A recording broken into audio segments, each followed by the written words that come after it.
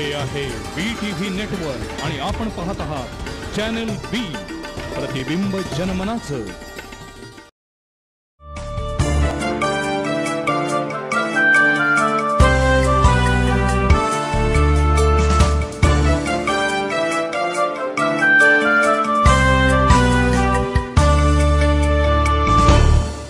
नमस्कार. संवाद प्रतिवाद या आमच्या विशेष कार्यक्रमामध्ये आपल्या सगळ्यांचं स्वागत. खरं तर राज्य शासन असो किंवा केंद्र सरकार असो, हे सरकार जेव्हा एखादा निर्णय घेतं आणि जेव्हा त्याच्याबद्दलचे आदेश पारित होतात, तेव्हा काही कालावधीनंतर सरकारच्या निर्णयाचे बरे वाईट परिणाम लोकांना जाणवावे लागतात. बऱ्याचदा होतं असं की सरकार जे काही निर्णय घेत असतं त्याच्याबद्दलच लोकांना माहिती असत नाही, आणि जेव्हा काही त्या आदेशाची माहिती होते तेव्हा आपल्याला काय करायचं आहे त्याचं असं म्हणून आपण त्याकडे दुर्लक्ष करत असतो. पण लक्षात घ्या, सरकारचा कोणताही निर्णय हा कमी अधिक प्रमाणामध्ये जनतेच्या रोजच्या आयुष्याशी निगडीत असतोच. त्याचे चांगले वाईट परिणाम आज ना उद्या जनतेला भोगावे लागतातच. आणि म्हणूनच कोणत्याही क्षेत्रातील सरकारचे निर्णय हे कधी ना कधीतरी जनतेच्या रोजच्या जगण्याशी निगडीत असतात, हे आपण समजून घेतलं पाहिजे. खरं तर आपण अन्न, वस्त्र, निवारा या मूलभूत गरजा मानतो, पण गेल्या काही वर्षापासून आता शिक्षण सुद्धा तितकीच महत्त्वाची गरज बनलेली आहे. कारण सध्याच्या नव्या जगामध्ये, ज्याला आपण कॉम्पिटिशनचं जग म्हणतो, याच्यामध्ये जर आपल्या मुलाला, आपल्या पाल्याला सक्षमपणे उभं करायचं असेल तर आज आपल्या मुलाला चांगलं शिक्षण मिळालं पाहिजे असं प्रत्येक पालकांना वाटत असतं. पण चांगलं शिक्षण म्हणजे काय, चांगल्या शिक्षणाची नेमकी व्याख्या काय, याबाबत मात्र अनेक मतप्रवाह आहेत. आज आम्ही शिक्षण या विषयावरती बोलणार आहोत. आणि त्याही पुढे जाऊन अगदी जर आपण स्पेसिफिकली बोलायचं झालं तर गेल्या 2 वर्षापूर्वी जे काही एकूणच शिक्षणामध्ये बदल होत चाललेले त्याबद्दल बोललं जाते, त्याच्यामध्ये आणखीन एक पाऊल पुढे टाकले गेलं आहे सरकारच्या वतीनं. आणि सरकारनं स्वयं अर्थसहाय्यित शाळा अशा पद्धतीची एक संकल्पना आता जाहीर केलेली आहे. ही संकल्पना नेमकी काय आहे, शिक्षण पद्धतीमध्ये त्याचा काय परिणाम होणार आहे, आता सध्या जे शिक्षक आहेत त्यांच्यावरती त्याचा काय परिणाम होणार आहे, आणि एकूणच शिक्षण प्रणालीमध्ये या नव्या शाळा कोणता रोल बजावतील याबद्दल आज आपण बोलणार आहोत. त्यासाठी आज आमच्या स्टुडिओमध्ये आलेले आहेत शिक्षण उपसंचालक माननीय VP पायमल साहेब, त्यांचं स्वागत आहे.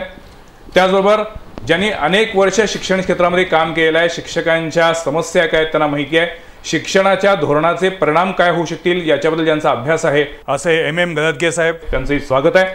आणि आजचे आमचे तिसरे अतिथी आहेत माननीय राजेंद्र कोरे, त्यांचंही स्वागत आहे. खाजगी प्राथमिक शिक्षक महासंघाचे ते विभागीय अध्यक्ष आहेत. तिन्ही मान्यवरांचं स्वागत आहे.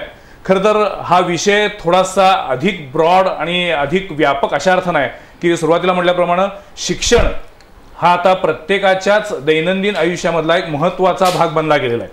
आणि अशा वेळेला जेव्हा आपल्याला शिक्षण या विषयावर बोलायचं असतं तेव्हा अनेक मुद्दे येतात. म्हणजे शिक्षणाचं ज्या पद्धतीनं बाजारीकरण झाले असं म्हटलं जातं, शिक्षणाचं ज्या पद्धतीनं दिवसेंदिवस व्यापारीकरण होत चाललंय असं आपण म्हणतो, आणि शिक्षण ही एका विशिष्ट वर्गाचीच मक्तेदारी होऊ लागली आहे का अशी भीती निर्माण होती आहे.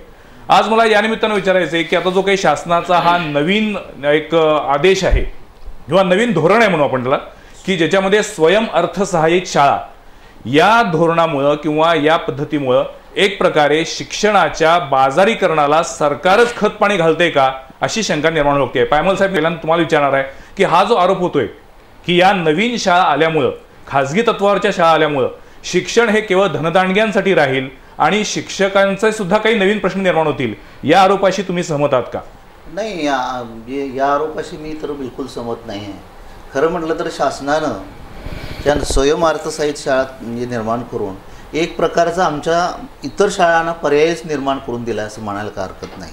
बरं. दुसरी गोष्ट, आता म्हणजे खरं म्हटलं तर RT ॲक्टनुसार 1 एप्रिल 2010 पासून त्याची अंमलबजावणी, राईट टू एज्युकेशन असा तो, बरोबर, हा म्हणजे आपल्या महाराष्ट्रात आता येऊ घातलेला आहे किंवा म्हणजे तो लागू केलेला आहे. 2010 पासून तो लागू झालेला आहे. आणि राईट टू एज्युकेशन यानुसार 6 वर्ष ते 14 वर्ष वयातील सर्व मुलांना मोफत आणि सक्तीचं शिक्षण द्यायचं. त्याच्यापूर्वी सुरुवातीला पायमल साहेब तुम्हाला विचारू इच्छितो की मुळात आमच्या प्रेक्षकांना समजू दे की हा स्वयं अर्थसहाय्यित शाळांचा नेमका काय फॉर्म्युला आहे. नाही, त्याच्यामध्ये स्वयं अर्थसहाय्यित शाळाचा फॉर्म्युला जो आहे, ती शाळा स्वतः त्या म्हणजे संस्थेनं, कोणी NGO असतील, म्हणजे नॉन गव्हर्नमेंट ऑर्गनायझेशन्स असतील, यांनी जर का त्या म्हणजे स्थापन करायचे असतील तर त्यांनी स्वतः खर्च घालून सर्व, म्हणजे त्या शिक्षक असतील, इमारत असतील, इतर फॅसिलिटीज या सर्व त्यांनी स्वतः खर्च करायचा आहे. ओके. आणि त्यांनी शाळा चालवायच्यात आणि फी घेऊन म्हणजे त्याच्यामध्ये त्यांना जे एकूण जे विद्यार्थी असतील त्या विद्यार्थ्यांना एकूण जो वर्षाचा खर्च येणार आहे आवर्ती आणि अनावर्ती त्याचा म्हणजे बेरीज करून त्याला म्हणजे विद्यार्थ्यांना भागवून जो काही खर्च येईल तो पर विद्यार्थी त्या ठिकाणी घ्यावा. म्हणजे थोडक्यात आपण असं म्हणूया की सरकारनं असं सांगितलेलं आहे की कुणीही उद्योगपतीनं किंवा कुणाही संस्थेनं जर स्वतःचे पैसे घालून शाळा सुरू करायची असेल तर त्याला आम्ही शाळा सुरू करायला परवानगी देणार. शासनाकडून त्यानं कधीही अनुदानाची अपेक्षा करायची नाही किंबहुना अनुदान मागायचंच नाही. नाही, बरोबर आहे. मी एक ॲडिशनल करतो, उद्योगपती वगैरे असं नाही, खाजगी ट्रस्टनाच मंजुरी दिलेली आहे. हा, पण ठीक आहे, म्हणजे त्या ट्रस्टच्या मागे कुणी कुणी उद्योगपती असू शकतो, परंतु ट्रस्टच असले पाहिजेत. आणि शाळेचा जो काही खर्च आहे शाळा चालवण्यासाठी तो संपूर्ण खर्च मुलांच्या फी मधून गोळा करायचा आहे. हो, बरोबर. म्हणजे मगाशी म्हटलं त्या पद्धतीने सुरुवातीला की शासनानं एक प्रकारे सांगितलेलं आहे की आता शिक्षणासाठीचा जो काही खर्च लागेल तो तुम्ही करायचा, सरकारकडे तुम्ही यायचं नाही. बरोबर. पण मग याच्यामुळं ज्या पद्धतीनं टीका होऊ लागली आहे की शिक्षणाचं बाजारीकरण होतंय, या बाजारीकरणाला सरकारनंच एक प्रकारे पाठबळ दिलाय. कोरे साहेब, मी तुमच्याकडे येतो. तुमचा आक्षेप नेमका याच मुद्द्यावर आहे ना? अगदी बरोबर आहे. मला मूळ विषयाकडे आपल्याला न्यायचं आहे की मुळात शाळा किती प्रकारच्या आहेत आपल्याकडे. एक तर आपल्याकडे माझ्या माहितीनुसार एक 16 प्रकार मला तर दिसत आहेत. एक जिल्हा परिषदेच्या शाळा आहेत, नगरपालिकेच्या शाळा आहेत, खाजगी शाळा आहेत, त्याच्यामध्ये पुन्हा प्ले नर्सरी स्कूल आहेत, इंग्रजी माध्यमाच्या CBSE स्टेट पॅटर्नच्या शाळा आहेत, सेमी इंग्रजी शाळा आहेत, इंटरनॅशनल स्कूल आहेत. त्याच्याही पुढे जाऊन सरकारनं 95 सालापासून बृहत आराखडा होता मोडीत काढला आणि विना अनुदानित शाळा आणल्या. त्यानंतर 2000 सालानंतर कायम विना अनुदानित शाळा आणल्या. त्याच्याही पुढे जाऊन आपल्याकडे निवासी शाळा आहेत, नवोदय विद्यालय आहेत, सैनिक शाळा आहेत. अशा शाळा आहेत, त्या आश्रमशाळा आहेत, 16 असताना सुद्धा काही अनाधिकृत शाळा आहेत. त्याच्याही पुढे जाऊन आता हा सरकारनं म्हणजे आगीत तेल ओतण्याचा प्रकार, मी असा आरोप करतोय की हा नवीन प्रकार आपल्याकडे आलेला आहे, स्वयं अर्थसहाय्यित शाळा. बरं, म्हणजे पूर्वी आग लागलेली होती, तेल ओतलेलं आहे. 100% तेल ओतलेलं आहे. कारण 95 पासून सरकारने ह्या आग ओतलेल्या असं म्हटलं तर काय बिघडणार नाही. मुळात बिर्ला अंबानी कमिटी केंद्र सरकारनं एक स्थापन केली होती आणि या कमिटीनं काही शिफारसी केल्या. त्या शिफारसीमध्ये खाजगी विद्यापीठ आणि हे स्वयं अर्थसहाय्यित शाळाचा त्या ठिकाणी क्ल्यू आपल्याला बघायला मिळतो. आणि केंद्र सरकारनं खाजगी विद्यापीठांचा कायदा मंजूर केला, त्यानुसार राज्य सरकारनं हा स्वयं अर्थसहाय्यित शाळांचा कायदा आपल्याकडे मंजूर केलेला. तुमच्या म्हणण्यानुसार सरकारच्या निर्णयामागे सुद्धा धनाढ्य व्यक्तींचा प्रभाव आहे. 100% कमिटीमध्येच हे धनाढ्य व्यक्ती होते. तुम्ही मगाशी सुद्धा बोललात की जे व्यक्ती धनदानगे आहेत हे त्या शाळा स्थापन करणार, हे त्यातून सिद्ध होते. कायदा अजून मंजूर व्हायचा आहे तेवढंच. गळगे साहेब, पण तुमचा आक्षेप आहे की तुम्ही याचं समर्थन करता की अशा पद्धतीच्या शाळा येणं. कारण एकीकडे पायमल साहेब म्हणतात तोही मुद्दा महत्वाचा आहे की पर्याय उभे राहिल्याशिवाय लोकांना दर्जेदार शिक्षण मिळणार कसं? कुठल्याही क्षेत्रामध्ये जोपर्यंत स्पर्धा निर्माण होत नाही तोपर्यंत निवडीला स्वातंत्र्य मिळत नाही. आज जेव्हा अनेक शाळा येतील त्यावेळेला पालक ठरवतील की आपल्या पाल्याला कुठल्या शाळेत घालायचे ते. याबद्दल सांगण्यापूर्वी एक थोडीशी पार्श्वभूमी सांगण्याची गरज आहे. बोला. नंबर 1, 1990 साली आपल्या भारत सरकारने जागतिकीकरणाचं धोरण स्वीकारलं. हो. आणि एक खाऊजा हे जे धोरण आलं, जे प्रत्येक गोष्टीत खाजगीकरण करायचं, त्याच्यातून स्वयं अर्थसहाय्यित माध्यमिक शाळा, प्राथमिक शाळा ही कल्पना पुढे आली. यापूर्वी केंद्र सरकारने स्वयं अर्थसहाय्यित विद्यापीठ हा कायदा मंजूर केला. देशाच्या निर्णय भागामध्ये विद्यापीठ सुरू झाली, त्याचा अनुभव अतिशय वाईट आहे. आता राजेंद्र म्हणाले की महाराष्ट्र सरकारने खाजगी स्वयं अर्थसहाय्यित प्राथमिक माध्यमिक शाळा हे विधेयक मांडलंय, अजून मंजूर झालेलं नाही, वटहुकूम काढलाय. अच्छा. इतकी घाई आहे सरकारला, वटहुकूम काढून याची अंमलबजावणी आणि त्याच्यासाठी अर्ज मागवले. जवळजवळ 4000 लोकांनी अर्ज केले, त्यातल्या 2300 लोकांना अशा तऱ्हेने मान्यता दिली आहे. या धोरणाचा परिणाम शिक्षणावर वाईट होणार आहे, गरीब पालकांच्यावर वाईट होणार आहे. आणि कोठारी आयोगाने जी मूळ कल्पना दिली होती त्याला पूर्ण बदल देण्यात आली आणि अमेरिकेच्या पॅटर्न पद्धतीने भारत सरकारने शिक्षण, आरोग्य या कल्याणकारी कामांच्याकडे दुर्लक्ष करायचं, ती समाजाने करावीत. पायमल साहेब म्हणाले त्याप्रमाणे ट्रस्ट करावेत. अलीकडे तर सरकारने सोय केली आहे कंपनी ॲक्ट 1956 याप्रमाणे सुद्धा 2 किंवा 3 लोकांना कंपनी करून अशा एखादा trust संस्था तयार स्थापन करता करता येतो. बरोबर, येतील बरोबर. आणि त्यांच्या मार्फत ही विद्यालय सुरू करता येतील. नाही, पण तुम्ही आता जेव्हा म्हणताय की या पद्धतीमुळे किंवा अशा पद्धतीच्या स्वयं अर्थसहाय्यित शाळांमुळे शिक्षणाचा दर्जा घसरू शकेल अशी भीती व्यक्त होतीये. मला कोरेसाहेब पुन्हा तुम्हाला विचारायचे की शिक्षणाच्या दर्जाबद्दल तुम्हाला काळजी आहे की शिक्षक अतिरिक्त ठरतील ही खरी भीती आहे? नाही, दोन्ही गोष्टी याच्यामध्ये आहेत. दोन्ही गोष्टी आहेत. मला असं मुद्दा मांडायचा की आता हे सरांनी सांगितलं की वट हुकूम काढून सरकारला घाई लागलेली या गोष्टीची. मुद्दा मुळात ह्या शाळांच्या मंजुरीसाठी सरकारला घाई लागली असं आपल्याला म्हणता येणार नाही, कारण आताच गळतगे सर म्हणले त्या पद्धतीनं 1991 जेव्हा गॅट करारावरती भारतानं सह्या केला तेव्हाच आपण हे मुक्त अर्थव्यवस्थेचं धोरण स्वीकारलेलं आहे. म्हणजे खाजगीकरणाच्या प्रक्रियेला आपण कितीही विरोध केला तरी खाजगीकरणाची प्रक्रिया प्रत्येक क्षेत्रात शिरलेली आहे. मग ती सुदैवी की दुर्दैवी हा ज्याचा त्याचा ठरवण्याचा प्रश्न आहे. परंतु 1991 ते 2013 या इतक्या कालावधीनंतर आता सरकारनं अशा पद्धतीनं खाजगी अर्थसहाय्यित किंवा स्वयं अर्थसहाय्यित असा एक छान शब्द दिलेला आहे आणि ज्याला स्वावलंबी शाळा असं म्हणलं गेलं आहे. पण तुमच्या म्हणण्यानुसार त्यामुळे शिक्षणाचा दर्जा खालावणार ते कसं मला सांगा. आता साधा उदाहरण आपण घेऊया. आता इंग्रजी शाळा आपल्याकडे अस्तित्वात आहेत मोठ्या प्रमाणामध्ये. जर शिक्षक व्हायचं असेल तर त्याला 2 अर्थात आपण विचार करूया. एक म्हणजे डीएड आणि बीएड. आज कोल्हापूर जिल्ह्यामध्ये, महाराष्ट्रामध्ये राहू दे, कोल्हापूर जिल्ह्यामध्ये आपण इंग्रजी शाळांची तपासणी केली तर त्या शाळांच्या मध्ये एकाही शाळेमध्ये तुम्हाला डीएड आणि बीएड झालेला शिक्षक मिळणार नाही. त्या ठिकाणी 12वी पास झालेली महिला किंवा BA BCom झालेली महिला इंग्रजीच्या शाळेमध्ये अध्यापन करताना आपल्याला स्पष्टपणे दिसून येईल. या ठिकाणी पण मग त्या शाळांची तपासणी करण्याचे अधिकार शिक्षण उपसंचालक कार्यालयाला आहेत का? आहेत, परंतु त्या ठिकाणी मग तुम्ही एक प्रकारे पायमल साहेबांच्या कार्यालयावरती आरोप करताय की तुम्ही जेव्हा पाहणी करता, तपासणी करता तेव्हा त्याच्याकडल्या अनेक गोष्टींकडे कानाडोळा करता. अगदी बरोबर. त्याच्यामध्ये मी म्हणेन अशाही काही शाळा आहेत की खूप चांगल्या आहेत. म्हणजे या स्वयंअर्थसहाय्यित असतील किंवा विनोदन शाळा असतील, या लोकांनी बाहेरच्या प्रांतातून सुद्धा म्हणजे महाराष्ट्रात म्हणजे लोक मिळत नाहीत इंग्रजी चांगले शिकवणारे. केरळमधून वगैरे सुद्धा केरळमधून म्हणजे काही लोकांनी शिक्षक आणलेले आहेत आणि शाळा चांगल्या पद्धतीने चालू लागले आहेत. पण म्हणजे आपल्याकडे चांगले शिक्षक मिळत नाहीत असं तुम्ही म्हणताय?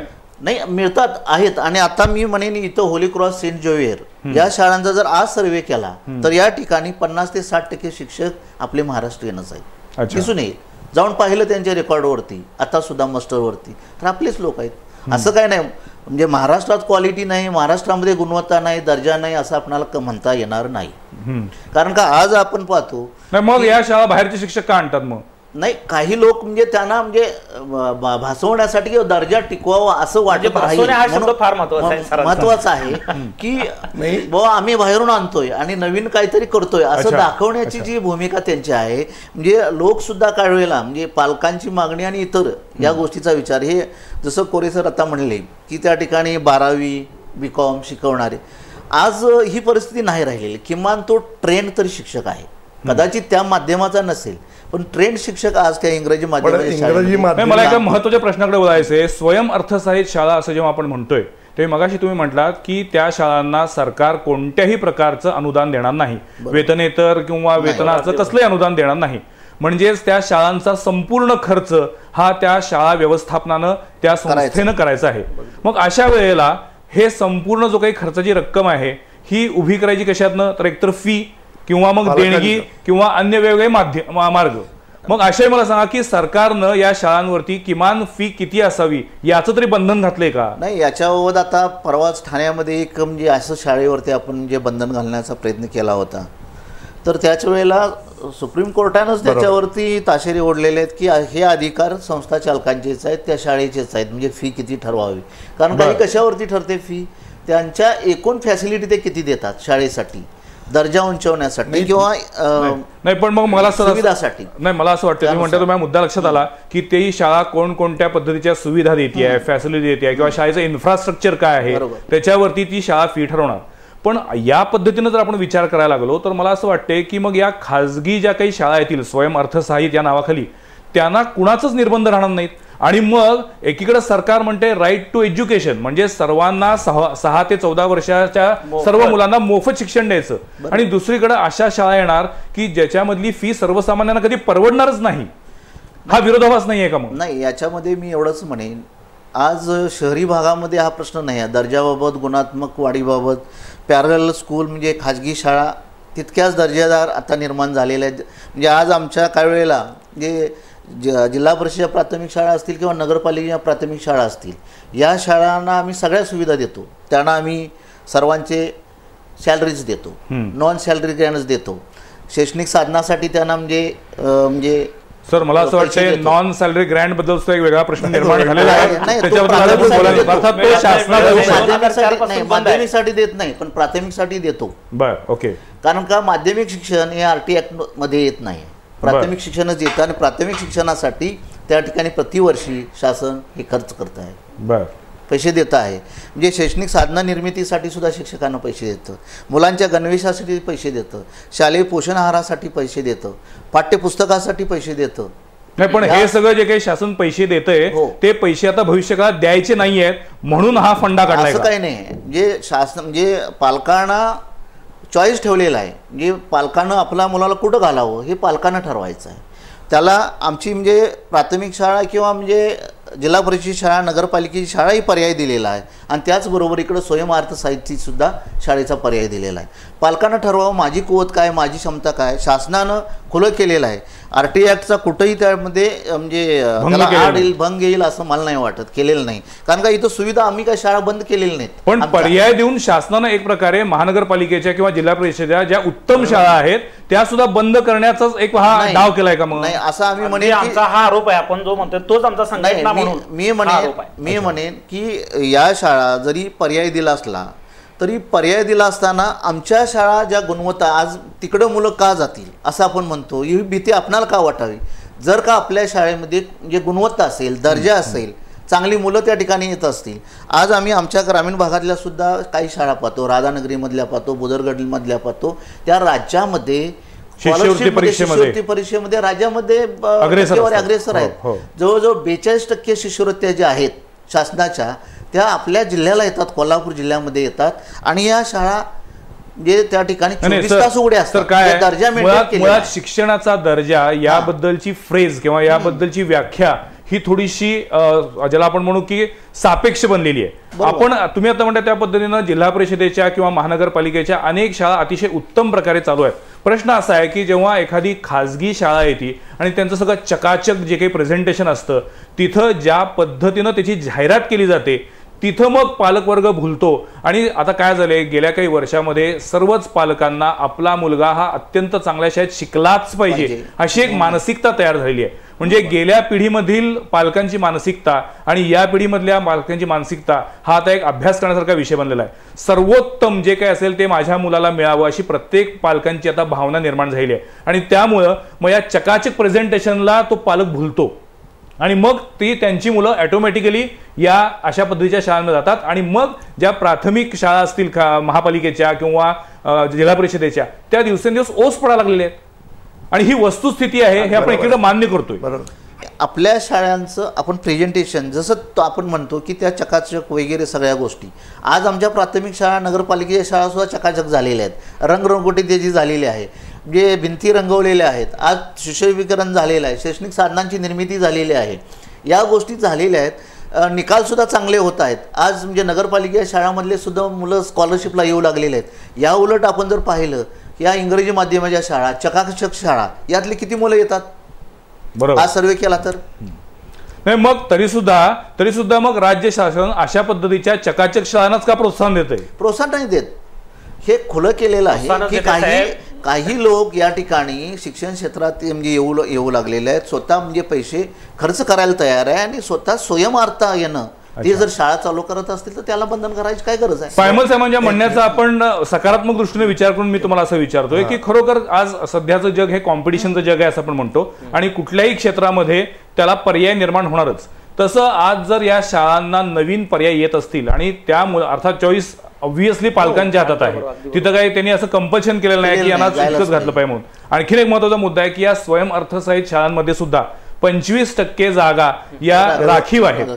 म्हणजे जिथे गोरगरिबांना आपली मुलं त्या शाळेत घालायची असतील तर त्यांना सुद्धा ती संधी आहे. मग याच्याकडे तुम्ही एक चांगला पर्याय म्हणून का नाही बघत? एक महत्वाचा मुद्दा आधी लक्षात घ्यायला पाहिजे की स्वयंअर्थसहाय्यित ही जी कल्पना आली ती केंद्र सरकारच्या भूमिकेतून आली आणि विशेषतः सुप्रीम कोर्टाचे जे 2 निकाल आहेत ते आपण विचारात घेतले पाहिजे. पहिला निकाल आहे Rajappa versus water supply board Bangalore. त्या निकालामध्ये असं जाहीर केलं school college it is industry, या उद्योग म्हणून जाहीर केलं पहिल्यांदा. दुसरी गोष्ट TMA पै वर्सेस कर्नाटक स्टेट, हा दुसरा सुप्रीम कोर्टाचा 11 जज्जांनी दिलेला निर्णय, 6-5. या निर्णयामध्ये असं सांगितलं की एज्युकेशन इज ए कमोडिटी, शिक्षण ही एक विक्रेय वस्तू आहे. या दोन गोष्टी बरोबरच आणखी एक महत्वाची गोष्ट घडली. आम्हाला शिक्षण क्षेत्रामध्ये काम करणाऱ्या लोकांना त्याचं आश्चर्य वाटतंय. बिर्ला आणि अंबानी यांची नावं उद्योग क्षेत्रात प्रसिद्ध आहेत, त्यांना मान्यता पण आहे. पण या दोघांच्या नेतृत्वाखाली एक आयोग नेमला गेला, शिक्षण आयोग. आणि बिर्ला अंबानीचा हा शिक्षण आयोग केंद्र सरकारने मंजूर केला.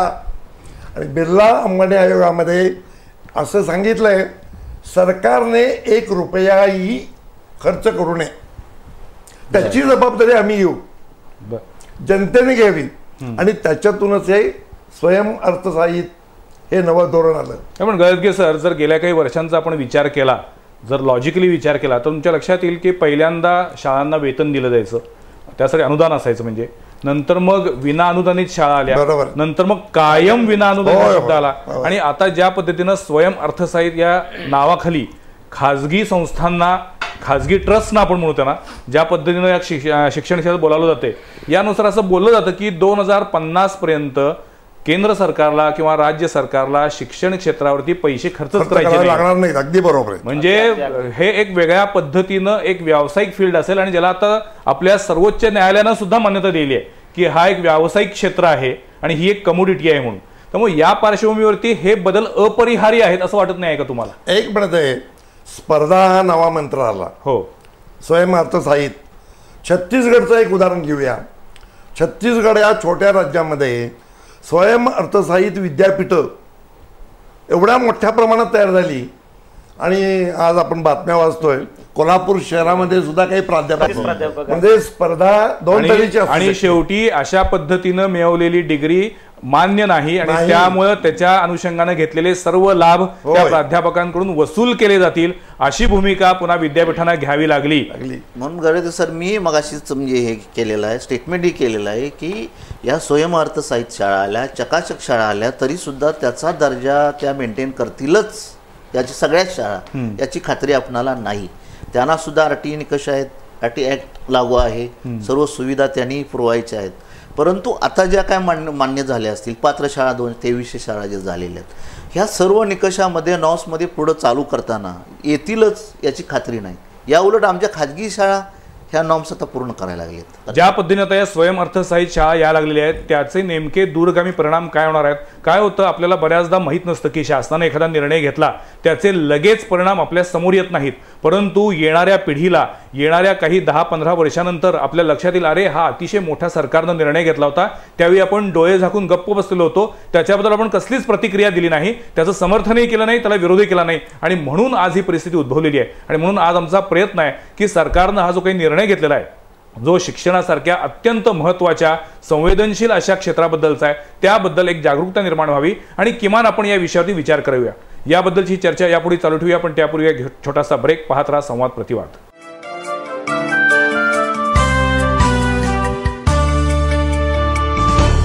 पूजा बिल्डर्स अँड डेव्हलपर्सचा कोल्हापुरातील पहिला 11 मजली प्रकल्प वंडर 11. मजबूत आलिशान घर, सुंदर आयुष्यात भर. 7व्या मजल्यापर्यंत रेडी पोझिशन, 8व्या मजल्यापासून बुकिंग सुरू.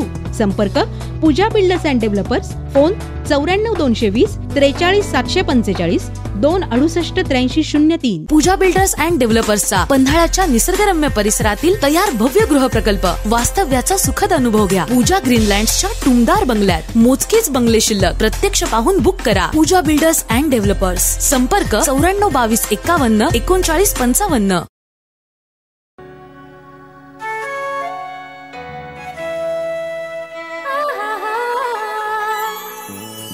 दिल चाहे चाय, HP चाय. जब दिल चाहे चाय, HP चाय. कुछ खास हो जाए, जब दिल चाहे चाय. रंग खास बात खास उमंग जब दिल चाहे चाह HP चाय जब दिल चाहे चाह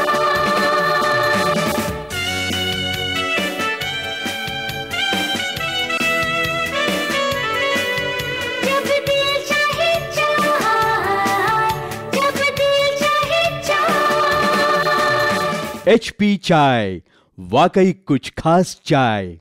कोल्हापूरकरांच्या आरोग्यासाठी नवा सक्षम आधार. अत्याधुनिक वैद्यकीय सुविधांनी सुसज्ज,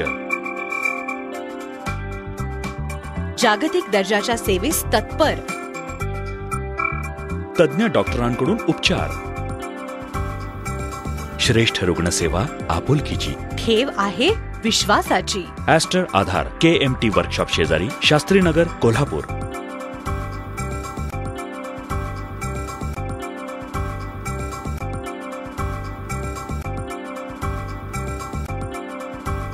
पहिले बाळलेणे माझ्या लेकीच्या पहिल्या सोनेरी पाऊलखुणा.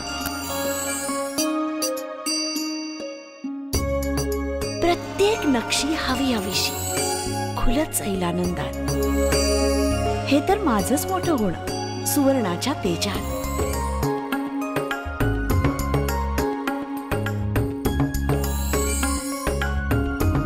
सारी स्वप्न सोन्यासारखी, सारेच क्षण पारखलेले, कण अन कण तिचेच तिच्याचसाठी वेचलेले. एके दिवशी सौंदर्याला मिळेल सौभाग्याची साथ, झळाळणारे तन्मन, रंगरूपाची बरसात, आयुष्य उजळवून टाकणार अलंकाराने सजलेलं, पिढ्यानुपिढ्यांचं लखलखतं नाविन्य. Mahendra jewellers. Pooja builders and डेव्हलपर्सचा कोल्हापुरातील पहिला 11 मजली प्रकल्प वंडर 11. मजबूत आलिशान घर, सुंदर आयुष्यात भर. 7व्या मजल्यापर्यंत रेडी पोझिशन, 8व्या मजल्यापासून बुकिंग सुरू. संपर्क Pooja builders and developers. Phone 94 220 43 745 268 83 03. Pooja builders and डेव्हलपर्सचा पन्हाळ्याच्या निसर्गरम्य परिसरातील तयार भव्य गृहप्रकल्प. वास्तव्याचा सुखद अनुभव घ्या. पूजा ग्रीनलँड्सच्या टुमदार बंगल्यात. मोजकेच बंगले शिल्लक. प्रत्यक्ष पाहून बुक करा. पूजा बिल्डर्स अँड डेव्हलपर्स. संपर्क 94 22 51 39 55.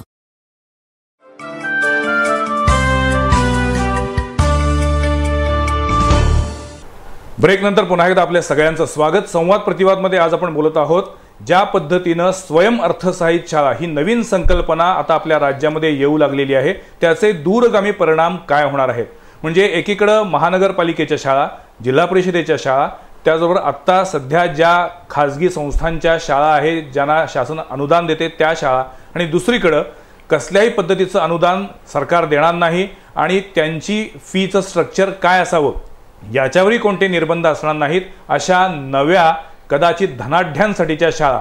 यामुळं शिक्षण प्रवाहामध्ये सुद्धा 2 प्रवाह तयार होतील का, 2 गट तयार होतील का, अशी भीती निर्माण झालेली आहे.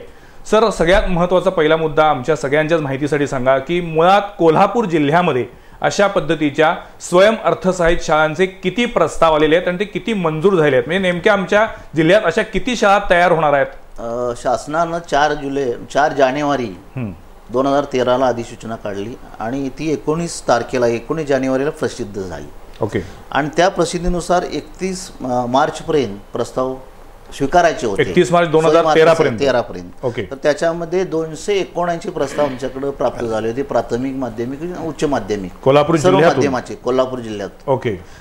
त्याच्यामधले प्राथमिकचे 102 पात्र ठरले, माध्यमिकचे 37 पात्र ठरले आणि उच्च माध्यमिकचे 11 पात्र ठरलेले आहेत. म्हणजे येत्या शैक्षणिक वर्षापासून या जवळपास 150 ते 250 अशा पद्धतीच्या स्वयं अर्थसहाय्यित शाळा सुरू होणार आहेत. हो, बरोबर. आणि माझ्या माहितीप्रमाणे त्यात एका प्रख्यात उद्योग समूहाला, एका उद्योगपतींना त्यातल्या जवळपास 50 ते 55 शाळा एकाच उद्योग समूहाला मिळाल्या आहेत. आपण त्याचं नाव घ्यायला नको, पण मला अशी माहिती मिळालेली आहे. नाही आमच्या माहितीप्रमाणे तर आम्ही सॉर्टिंग केलेलं, स्क्रुटिनी केलेले आहे. पाहिलं तर कुठल्याही एका संस्थेला, एका धनादेशाला अशा शाळा आम्ही वाटलेल्या नाहीत किंवा देण्याचा सर, मी मला याच्यावरती वाद घालायचा नाही किंवा विषयांत करायचं नाही, परंतु समजा माझ्याकडे भरपूर पैसे आहेत तर मी माझ्या म्हणजे माझ्या पैशाचा वापर करून एक 10 संस्था तयार करू शकतो वेगवेगळ्या नावाच्या. अशी एकही संस्था आपल्याकडे नाही की ज्यांनी 10 ठिकाणी प्रस्ताव टाकलेले आहेत असे.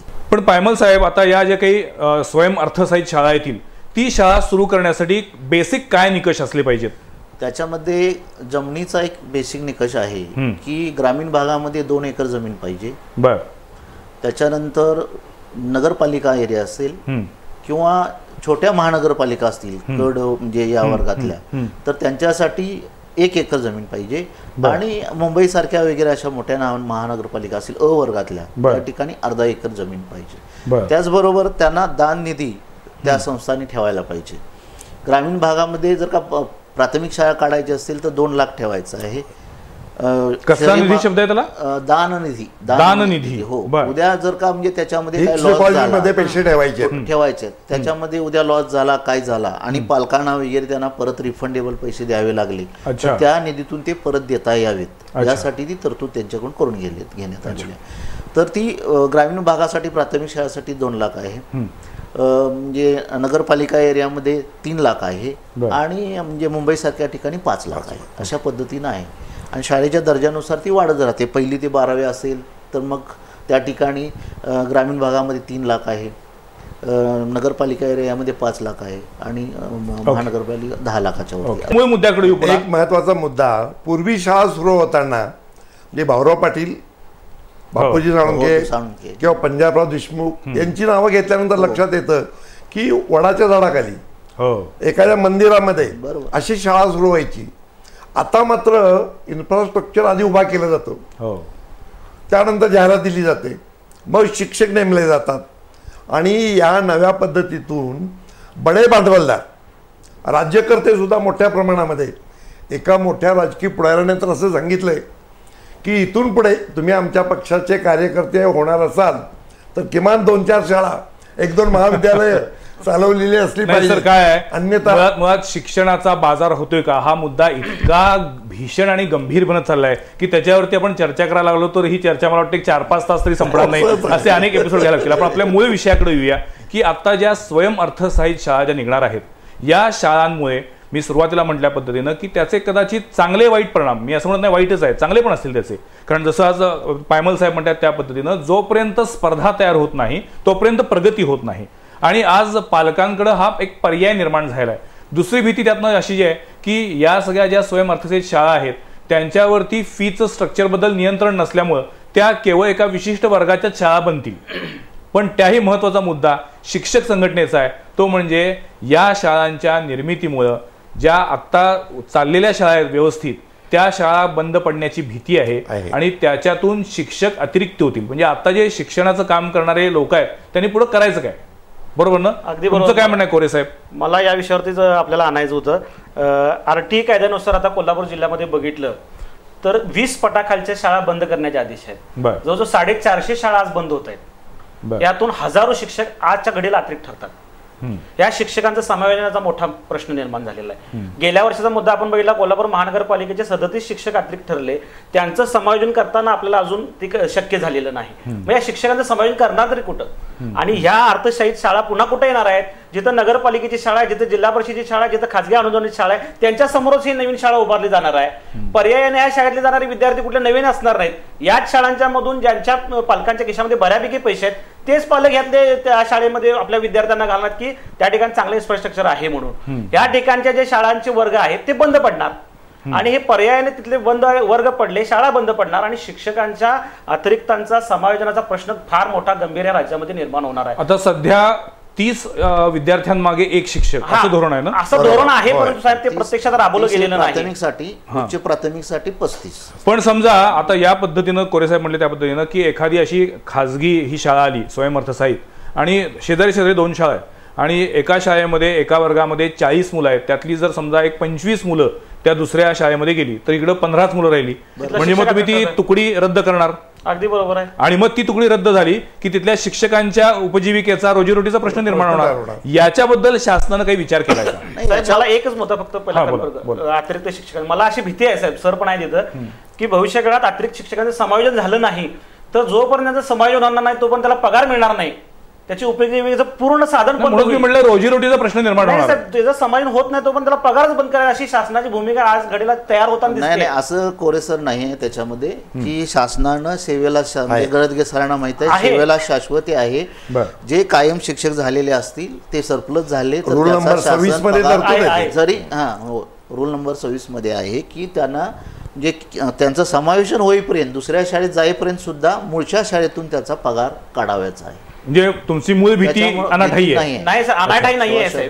भविष्य काळात त्याचे पडसाद उमटणार आहेत. मी आज बोलतोय भविष्य काळात. कोरे साहेब आपण मगाशीच म्हटलं की भविष्य काळात म्हणजे 2050 पर्यंत या सरकारला कदाचित शिक्षणावरती 1ही रुपया खर्च करायचा नाहीये अशी भूमिका जाहीर होऊ शकेल. म्हणजे आज आपण कितीही म्हटलं की आपण शिक्षणावरती इतकं महत्व देतोय, त्याला इतके आपण निधीची तरतूद करतोय, तरी ती आजची भूमिका आहे. कदाचित भविष्यामध्ये ही सगळी परिस्थिती बदलेल आणि त्याच्या दृष्टीने ही पावल्यात असं म्हणूया. अगदी बरोबर साहेब, समाज बदलला, समाजाच्या अपेक्षा तशा निर्माण होऊ लागल्या तर त्याला तुम्ही आम्ही कोणीच अडवणार नाही. नाही, पण समाजाच्या अपेक्षा बदलत असताना सरकारचं पण ह्याच्याबद्दलची जबाबदारी आहे की ज्या पद्धतीनं आज या सगळ्यात आपल्याला भीती वाटते की शिक्षणाचं बाजारीकरण झाले अशी सार्वत्रिक ओरडत असताना त्याला एक प्रकारे खत पाणी घालण्याचं काम सरकार करते का? काय म्हणतो त्याच्यामध्ये खाजगी शाळा भले येऊ दे, जर का तुमची क्वालिटी तुमच्याकडे गुणवत्ता असेल तर कितीही शाळा आल्या गेला तर तुमच्या शाळेवरती काही परिणाम व्हायची गरज नाही. जर का तुम्ही क्वालिटी देत असाल, लोकांचा विश्वास संपादन करत असाल, पालकांना तेवढा न्याय देत असाल आणि तुमच्याकडे चांगल्या कृती चाललेल्या आहेत. मगाशी मी राधानगरी आणि भुदरगडल्या शाळेंचं उदाहरण दिलं की त्या 24 तास उघड्या असतात, मुलं शाळेत नेहमी असतात, रमलेली असतात, त्यांना कधीही निरुत्साह वाटतच नाही. शाळेमध्ये जाणं म्हणजे फ्रेश ऑलवेज अशा पद्धतीचं वातावरण एक निर्माण केलेलं आहे. मग आम्ही म्हणतो आमच्या शिक्षकांनी सुद्धा आम्ही सगळ्या गोष्टी देतो, त्यांना अनुदान देतो, सगळ्या गोष्टी देतो. खाजगी शाळेंना काय मताशी मी पूर्ण सहमत आहे. आणि मला खरंच सांगावं की ज्या पद्धतीने म्हणतात की कर नाही त्याला डर कशाला. जर तुमचा आत्मविश्वास असेल की येस आम्ही कुठल्याही पद्धतीनं कमी पडत नाहीये तर मग कोणी येऊ देत ना, आपण त्याच्यात डगमगायचं काय करणार. म्हणजे एखादी अशी स्वयंअर्थसहित शाळा आली, त्यांच्याकडे काय असेल, खूप चांगली बिल्डिंग असेल, त्यांच्याकडं अतिशय चांगल्या AC स्कूल बस असतील, वर्ग AC असतील, त्यांच्या ट्रिप म्हणे कुठं सिंगापूरला जातात, कुठं मलेशियाला जातात शाळेच्या मुलांच्या ट्रिप, सगळं ठीक आहे.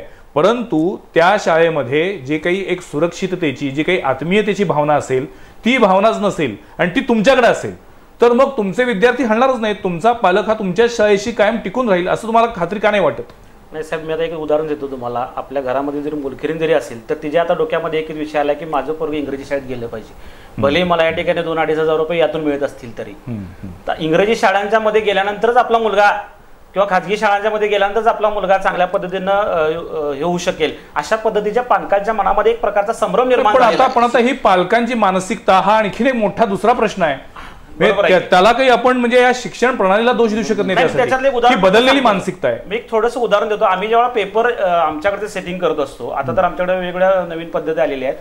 इंग्रजी शाळांच्या मध्ये पेपर सेटिंगचा एक साधासा मुद्दा मी आपल्याला सांगतो की आम्ही जर मराठीचे 5 धडे जर दिले त्यांना तर 5ही धड्यावरच्या आमच्या गाळ्या जागा असणार आहेत, 5ही धड्यावरचे आमचे एका वाक्यातले प्रश्न असणार आहेत, दीर्घोत्तरे असणार आहेत.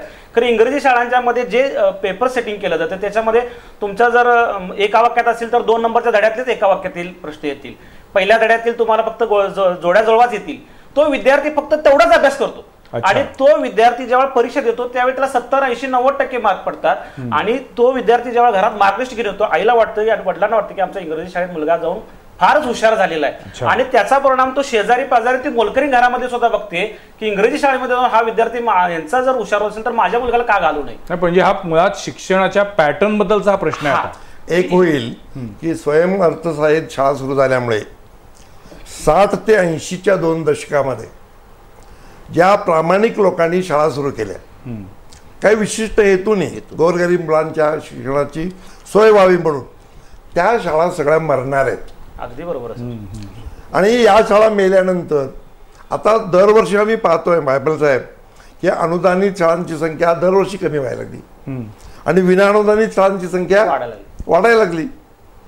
आणि त्यामुळे नवे प्रश्न तयार होणार आहेत. ज्यांनी शाळा कॉलेजेस सुरू केली त्यांनी बंद करायची काय?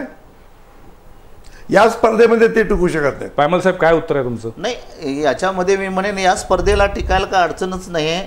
आजपर्यंतच्या आपला इतिहास सांगतोय खरं म्हणलं तर या खाजगी अनुदानित शाळा किंवा म्हणजे आपल्या जिल्हा परिषद शाळा यांच्यातलीच गुणवत्ता खऱ्या अर्थानं पुढे आली. आज आपण इंग्रजी माध्यमात तुम्ही हा मुद्दा मगापासून सांगताय, परंतु यांचा जो प्रश्न आहे त्यानुसार की ज्या पद्धतीनं पालकांची समाजाची मानसिकता बदललेली आहे त्यानुसार एकतर आपण मान्य केलंच पाहिजे की मराठी माध्यमाच्या शाळेमध्ये मुलाला घालणं म्हणजे आपण मागासले आहोत असं लोकांना वाटतं. पण दुसरीकडे आपण म्हटलं की आज जे सगळे टॉपमोस्ट अधिकारी आहेत किंवा ज्यांना आपण म्हणू की MPSC UP मध्ये जे काही चमकतात यातली बरीचशी मुलं ही मराठी माध्यमातून शिकलेली असतात. 100% नाही, मी म्हणतो बरीचशी म्हणतो मी.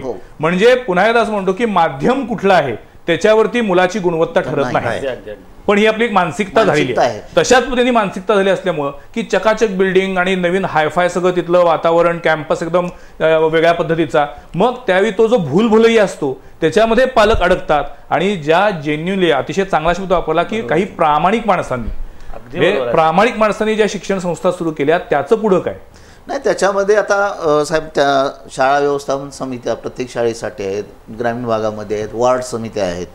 यांचं उद्बोधन म्हणजे आपल्या शाळामध्ये केलं की आमच्या शाळेत म्हणजे खरोखरच गुणवत्तापूर्ण शिक्षण मिळतं, त्यांच्यापेक्षा कितीतर चांगल्या गोष्टी मिळतात. हे जर का म्हणजे त्या शाळा व्यवस्थापन समित्यांनी वार्ड समित्यांनी पालकांना समाजाला म्हणजे त्या एरियातल्या म्हणजे आता थोडक्यात कोरे साहेब आणि गर्गे सर आणि शिक्षक या सगळ्या शाळांना तुमच्या शाळांना सुद्धा मार्केटिंगची कला आली पाहिजे, आवश्यकता आहे. हे या काळातली गरज आहे समजून आपल्याला ते केलं पाहिजे. केवळ आम्ही ज्ञानदानाचं काम करतोय असं म्हणून गप्प न बसता इथून पुढच्या काळामध्ये म्हणजे जसं आपण म्हणतात की ओरडणाऱ्याची बोरही विकतात आणि गप्प बसल्याची द्राक्षस विकली जात नाही, तशातला प्रकार सुरू आहे. त्यामुळे येणाऱ्या काळामध्ये प्रत्येक शाळेला हे आपल्याला उत्तम मार्केटिंग करता आलंच पाहिजे, ही गोष्ट लक्षात घेतली पाहिजे. खरं तर या विषयावरती बोलण्यासारखे अनेक मुद्दे आहेत, कारण शिक्षण विषयामधील एक नवनवीन येणारे काही धोरणं आहेत. या धोरणांचा परिणाम भविष्यकाळात कसा होणार आहे याच्याबद्दल जेव्हा विचार करायला लागतो तेव्हा इतके प्रश्न उपप्रश्न पडायला लागतात आणि मग खरंच हे आपण सगळं घेऊन कुठे निघालो आहोत असा प्रश्न पडतो. पण आज मला वेळ संपत चाललाय. एक मिनिट की शाळांची वर्गवारी करण्याची भूमिका आता आली. हॉटेलांची जशी वर्गवारी आहे 5 स्टार 3 स्टार आणि रस्त्यावरच्या ह्याची खोक्यावर शाळांची अशीच अवस्था होणार आहे. काही शाळा उत्कृष्ट असणार आहेत. नाही, ऑलरेडी झालेली आहे इंटरनॅशनल स्कूल हे ज्या पद्धतीने आलेलं आहे. याच्यातून एक महत्वाची गोष्ट आहे की धनदांडग्या लोकांच्याकडे जो काळा पैसा आहे तो मुरवण्याचं एक मोठं साधन तयार झालं. सर यापूर्वी सुद्धा आपण म्हणतो प्रतवारी शाळांची आहे, पूर्वीपासूनच आहे. अबकड आहे ही प्रतवारी वेगळी, आता होणारी प्रतवारी वेगळी. म्हणजे यांच्या म्हणण्यानुसार पूर्वी गुणात्मक दृष्टीने प्रतवारी होती, आता आर्थिक निकषावरती प्रतवारी होणार आहे आणि हा सगळ्यात मोठा धोका आहे. सरांनी सांगितलं, मला एक आता आजची घडी सांगतो तुम्हाला. सरांनी सांगितलं की अनुदान आम्ही देतोय वगैरे.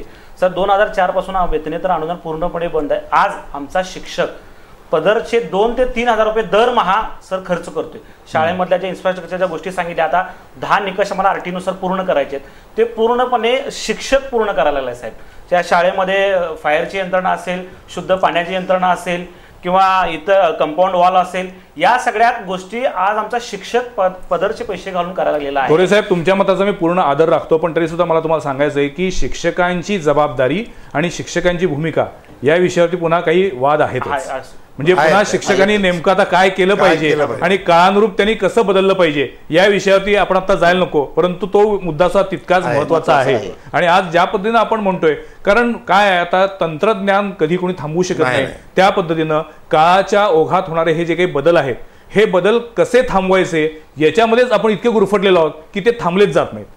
आपण त्याच्याबद्दल कितीही बोललं तरी हे जे काही नवीन बदल होत चालले आहेत हे सगळे सुरुवातीला म्हटलं त्या पद्धतीनं याचे परिणाम कदाचित आज उद्या लगेच नाही करणार आपल्याला, परंतु याचे दूरगामी परिणाम आहेत.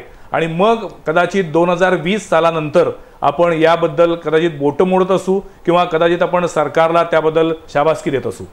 पण आज तरी स्वयं अर्थसहाय्यित शाळा हा एक नवीन मुद्दा आपल्या अवतीभोवती येऊ घातलेला आहे आणि त्यामुळं प्रचलित शाळा आणखीन या नव्या धनदांडग्यांच्या तथाकथित शाळा असा कदाचित एक भेद निर्माण होण्याची शक्यता आहे आणि त्याच्यातून निर्माण होणारा संघर्ष हा कदाचित नव्या सामाजिक विषमतेची पेरणी करत असेल. अगदी बरोबर. आणि म्हणून आज आपण या विषयावरती बोललो.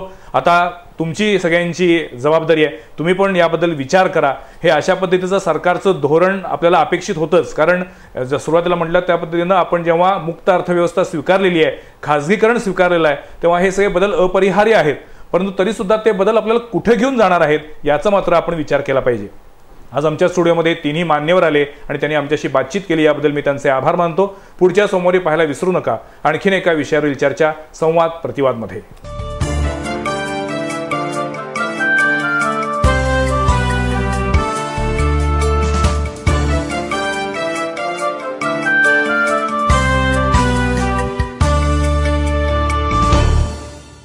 हे आहे BTV नेटवर्क आणि आपण पाहत आहात चॅनल बी, प्रतिबिंब जनमनाचं.